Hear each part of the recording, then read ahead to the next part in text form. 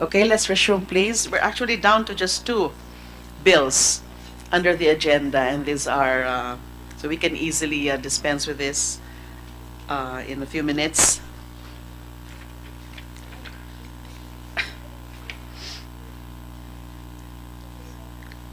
So this is the SBN 1013 of Senator Joel Villanueva, an act strengthening the procedure for registration of voters during barangay elections, amending for the purpose Republic Act 8189, also known as the Voters Registration Act of 1996.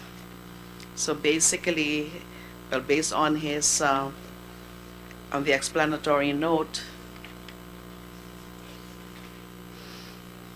and he would want this to be dubbed as the Barangay Anti-Hakot Bill.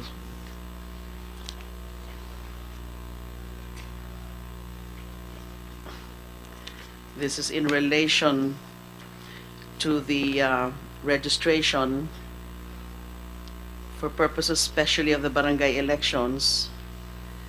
He wants it to make it clear that the requirement of the 1 year and the 6 months requirement for registration should specifically refer to the barangay, city, or municipality, district, or province,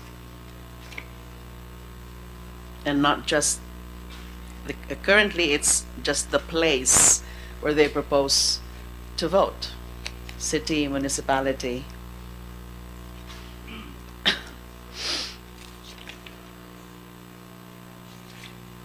We recognize the cogency of the rationale for this proposal, which the proponent thinks would be one way of deterring vote buying during the barangay elections.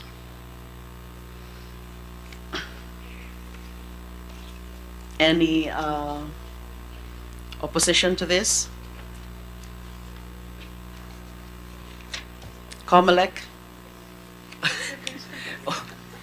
This is just a personal observation, ma'am, no, in Okay. relation to the function of my department, which is registration. Practically Yes. it's registration. Again, I would like to reiterate that the commission has not yet come up with the corresponding position on these bills. Yes, without prejudice to the Yes. position of Comelec as an institution. So what is your view? First and foremost, ma'am, Section 9 specifically provides barangay, city, or municipality, district, or province. This is, I think, merong constitutional issues tayo dito, considering that Article 5, Section 1 on suffrage, hindi nilagay dito yung yung barangay, city, municipality, district, or province. That's one. Second is, considering that this concerns registration, it has been the claimor for applicants for registration, itong pag-fill up ng number of copies application for registration. 8189, RA 8189 requires 3 copies. One for the election officer, second copy for the provincial election supervisor, and the third copy, National Central File. Section 24, Section 4 of this bill provides the National Central File. So I think it would be better to incorporate a provision amending the requirements under 8189, which is the 3 copies of the application form. So instead of 3 copies, hard copies, pwede na pong yung copy for the provincial and central file, soft copies na lang po. So it will no longer be taxing on the part of the applicant for registration to fill up 3 copies. Then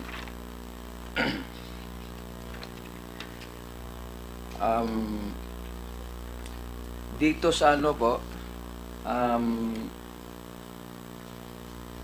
change of residence within 180 days.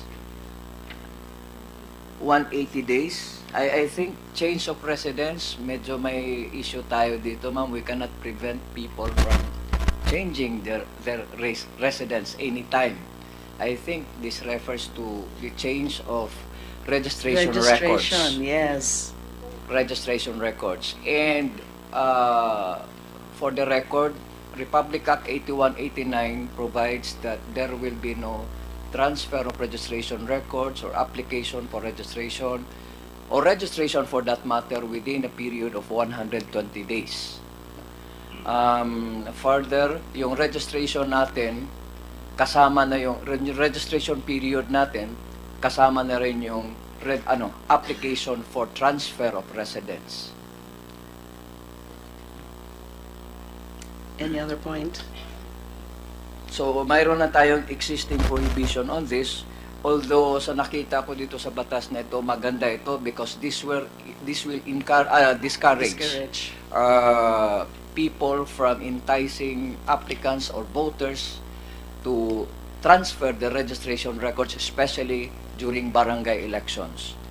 And supposedly, yung registration natin for this year's barangay election, hindi na natin sinama ang transfer of registration records considering the proximity, the period or the period of time from election ng national at saka barangay elections na dapat gaganapin last October.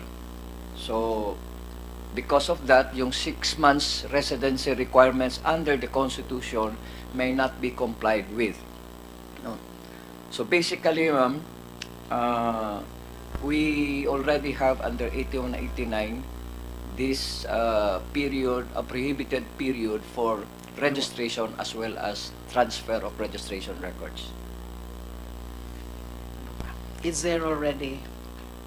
And certainly, it cannot be no transfer of residence. Yes, ma'am. Certainly, that cannot be mandated. And also, ma'am, as far as Section 5 is, Section 4 is concerned, the Commission in Manila shall ensure, etc. Now,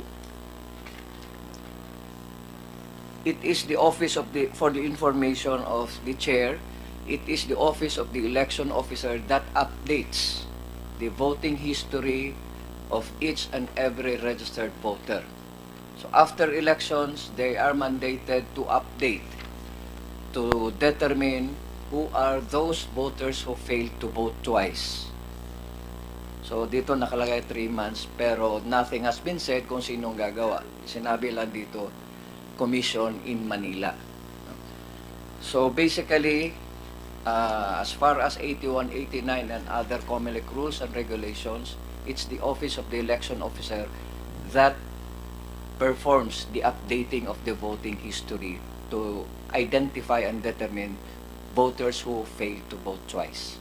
So we would want the COMELEC to include that in the position paper to be submitted.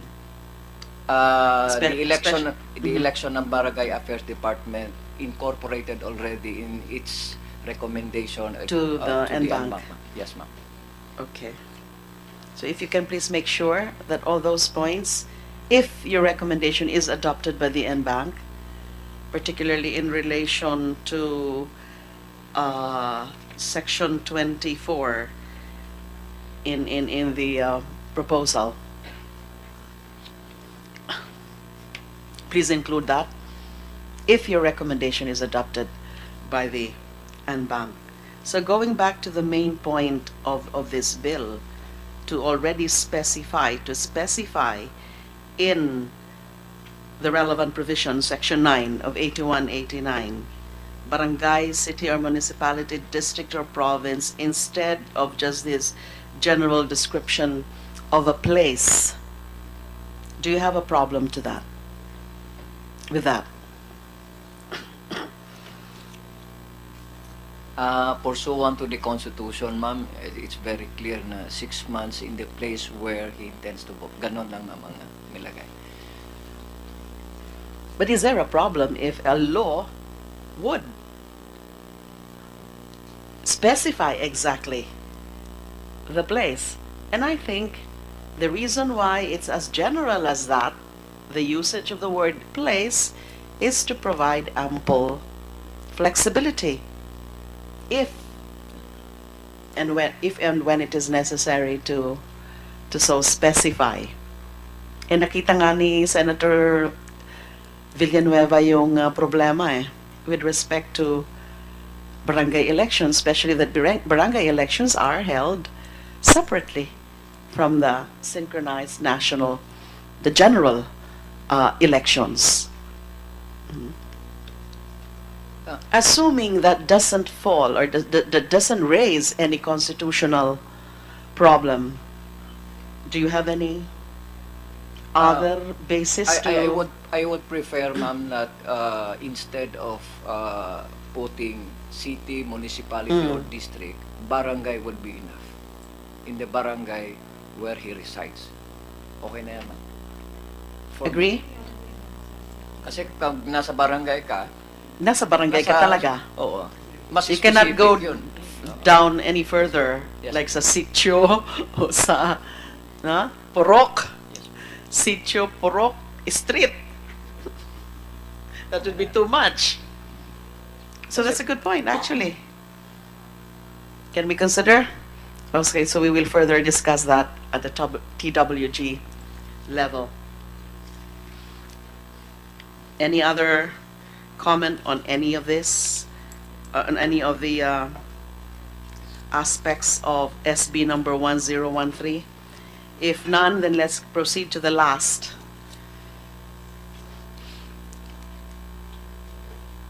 Yes, Ms. Jimenez. Thank you, Madam. I would like to go back to the matter about ease of monitoring and accountability. Please proceed. Because even if we are able to agree on these new concepts, no, I think it's not that I do not trust the COMELEC or we do not trust the COMELEC, but although there is already a level of distrust on that aspect, you know, I think the role of civil society should be institutionalized in partnering with COMELEC, especially on electoral matters, starting from registration to preparations before elections and even during elections, most especially poll watching and even after assessing the whole electoral exercise, because without people participation, civil society engagement, I think many problems would really arise. And more practical about this is civil society in the localities are more effective in monitoring. COMELEC officials come and go, but civil society and people who are have been residents in the locality can easily monitor. And I think the matter about participation and institutionalizing this participation of civil society, not necessarily accredited civil society groups, should be more encouraged and seriously considered by COMELEC. And if it has to go through legislative process, I think the matter about institutionalizing the CSO and NGO role in the electoral process together with COMELEC should be made a priority already, because all of the proposals here would require the participation of people, and more so civil society. And even if we agree on many things already and there are new agreements, there are new resolutions, without this, problems will still arise. Thank you. We note that, and as I mentioned during the break, that anyone here would be welcome to suggest the refiling of any bill or bills which were previously taken up, actually repeatedly taken up and still not acted upon at the Senate level. I know that some of you have been engaging with Congress on many important points for electoral reform, and especially when we tackle the bills relating to the automated electoral system. They are not yet part of today's agenda. That would be set for another date and time. We would certainly welcome your inputs vis-a-vis your assessment again of the last elections, the 2016 elections. Okay, thank you. So the last bill to be taken up today is the Ejercito Bill, Bill number 1108, an act identifying other persons criminally liable for election offenses and increasing the penalties for election-related offenses. So amending the relevant provisions of the Omnibus Election Code. So basically, the bill seeks to specifically include as among the persons criminally liable for election offense or offenses members of the Board of Election Inspectors, members of the Board of Canvassers, and or officials of the Commission on Elections who aid, assist, or participate directly or indirectly to the commission of the electoral offenses. Of course, we know that in Section 263 itself, or in the Omnibus Election Code itself, 264,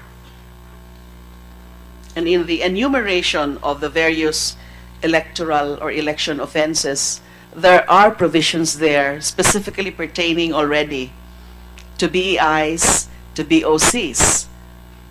Diba? Ito parang mas catch-all.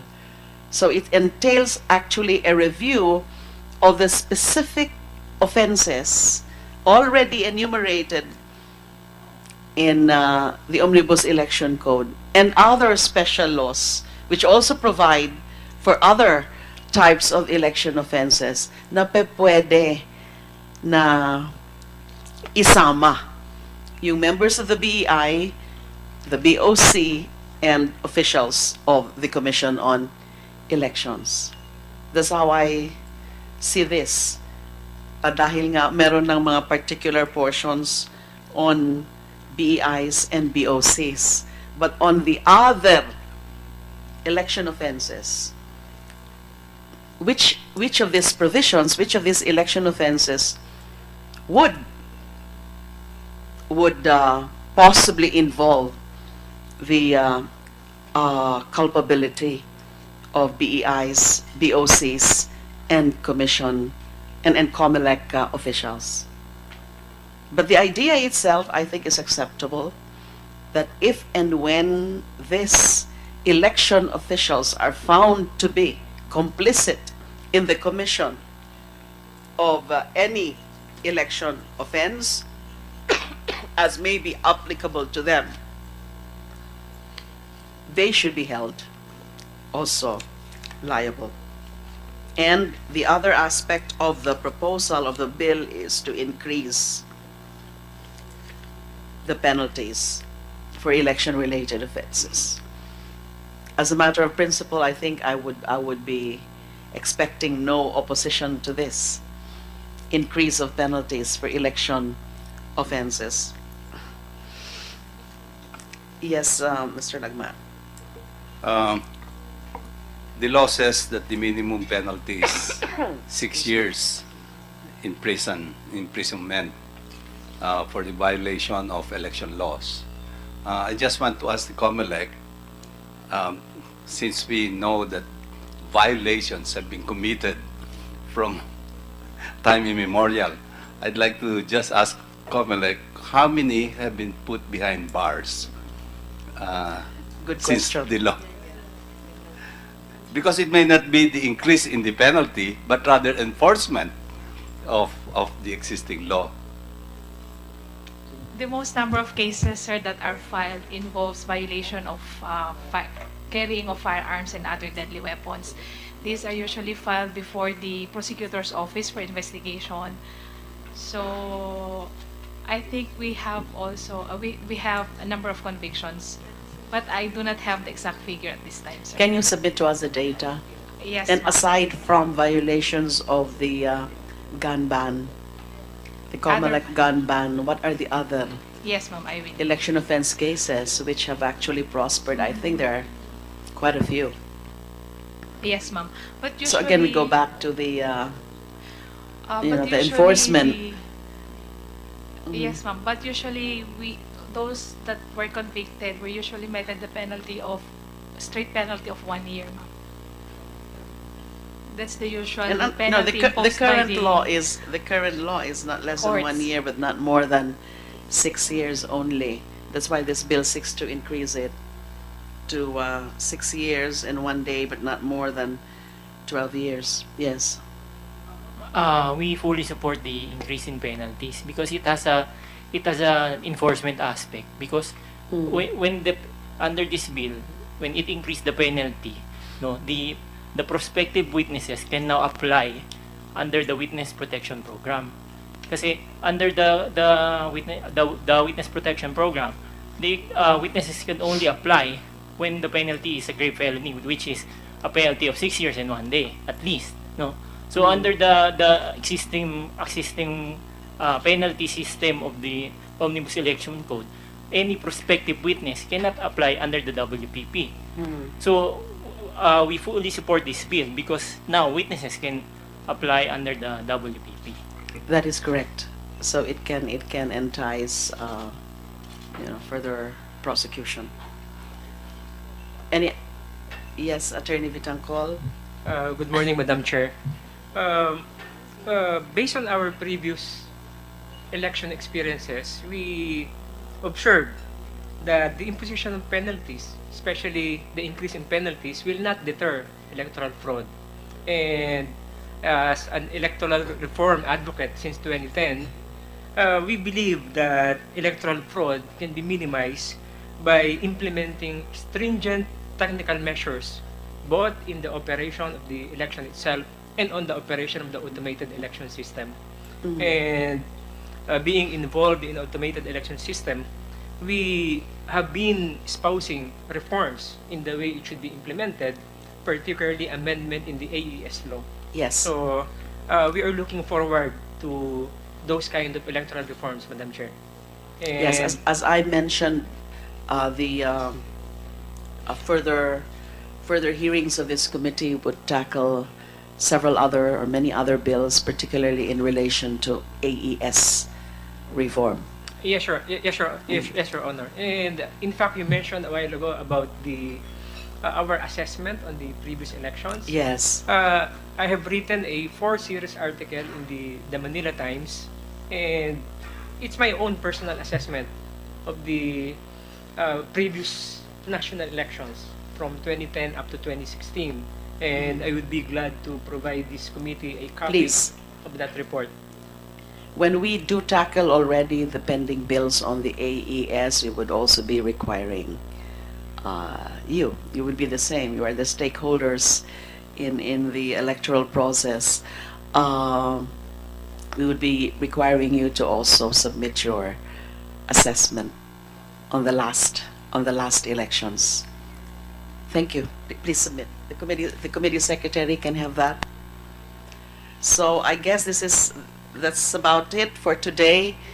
We basically tackle only minor bills, relatively minor bill or bills, except yes, Ms. Caritos. Ma'am, I think, ma'am, there's really a need to revisit the Omnibus Election Code because there's a blanket penalty for hundreds of election offenses. For example, you have the same penalty for unlawful electioneering and vote buying.